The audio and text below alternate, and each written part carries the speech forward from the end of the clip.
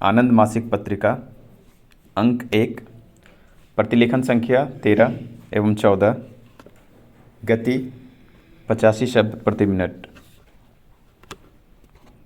अध्यक्ष महोदय, हमारे और समूचे देश के लिए आज का दिन बड़ी दुखद स्मृतियों का दिन है। हम लोग यहाँ पर स्वर्गीय प्रधानमंत्री लाल बहादुर शास्त्री जी की याद में श्रद्धांजलि अर्पित करने के लिए इकट्ठे हुए हैं, जिन्होंने 35 वर्ष पहले देश की सेवा में अपना जीवन बलिदान किया था। शास्त्री जी की व्यक्तित्व प्रशांत एवं महान थे। वे भारत एवं शांति के लिए जीवित रहे तथा भारत एवं शांति के लिए ही मरे। वे भारत की जनता से एक रूप हो गए थे। वे सदा सेवा की भावना से प्रेरित रहे तथा सदा लोगों की भलाई की बात सोचते थे। उन्होंने हमारे देश का कठिन परीक्षा की घड़ियों में नेतृत्व किया और उन्होंने दुनिया को यह दिखाने की सहायता की कि भारत में कितनी एकता और दृढ़ निश्चय है। शास्त्री जी गांधी युग की महान देन थे। गांधी जी की मुख्य शिक्षा थी, सभी मनुष्य भाई हैं और उनके झगड़ों का निपटारा अहिंसक तरीकों से होना चाहिए। गांधी जी के विचार में अहिंसा का मतलब केवल हिंसा का अभाव नहीं था।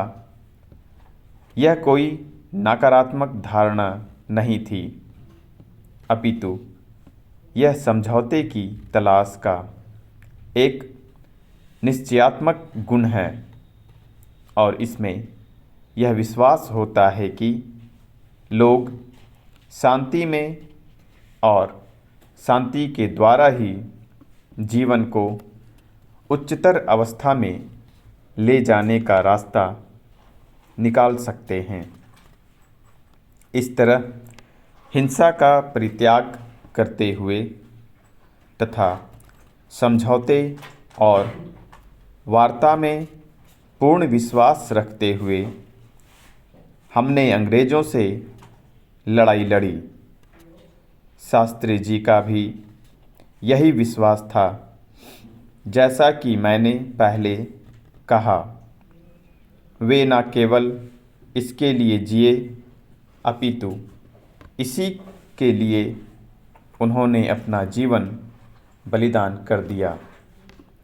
हमने स्वतंत्रता के 54 वर्षों के दौरान इस दृढ़ विश्वास को अपनी राष्ट्रीय और अंतर्राष्ट्रीय नीतियों में चरितार्थ करने का प्रयास किया है। वैदेशिक नीति में हमने हमेशा युद्ध के बिना झगड़ों की निपटाने की वकालत की है।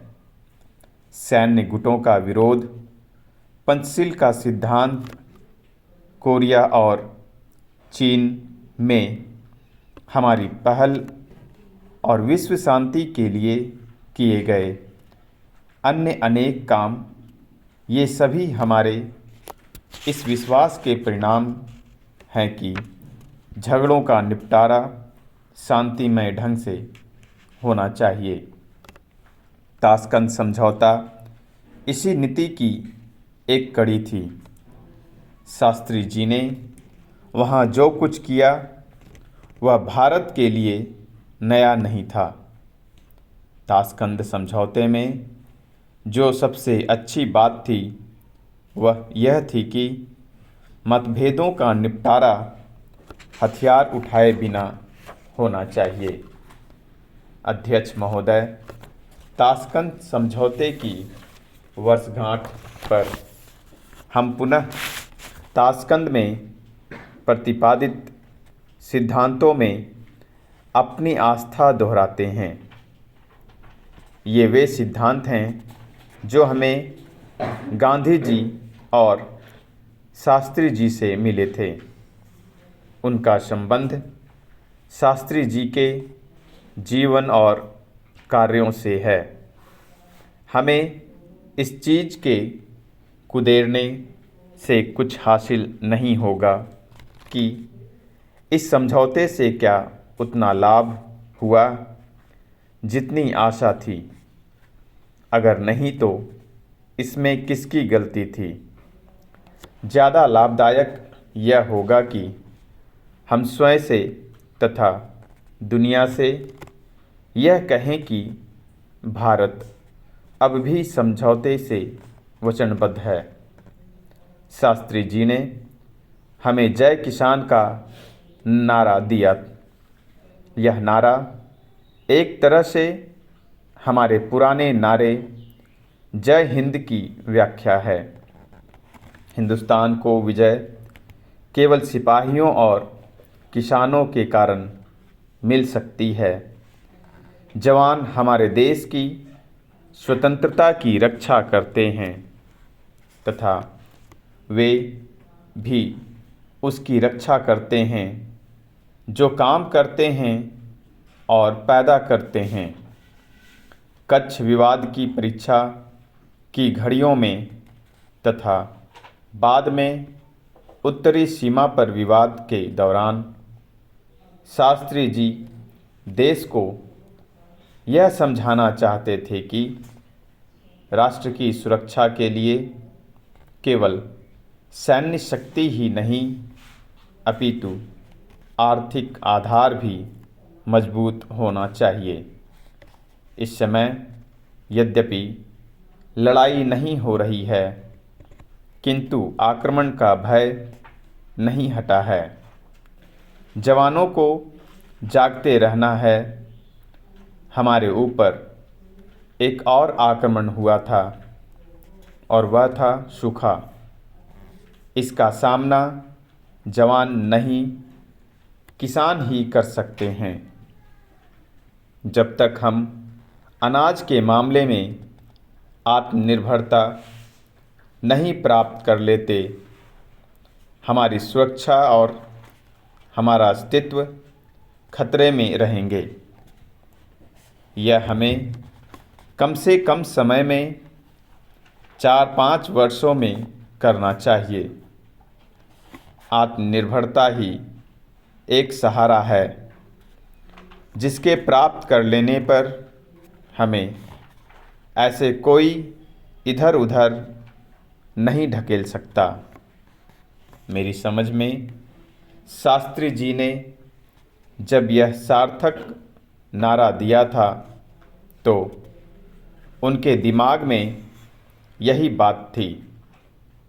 उनकी स्मृति में जब हम श्रद्धांजलि अर्पित कर रहे हैं बहुत से लोग हमारे साथ हैं।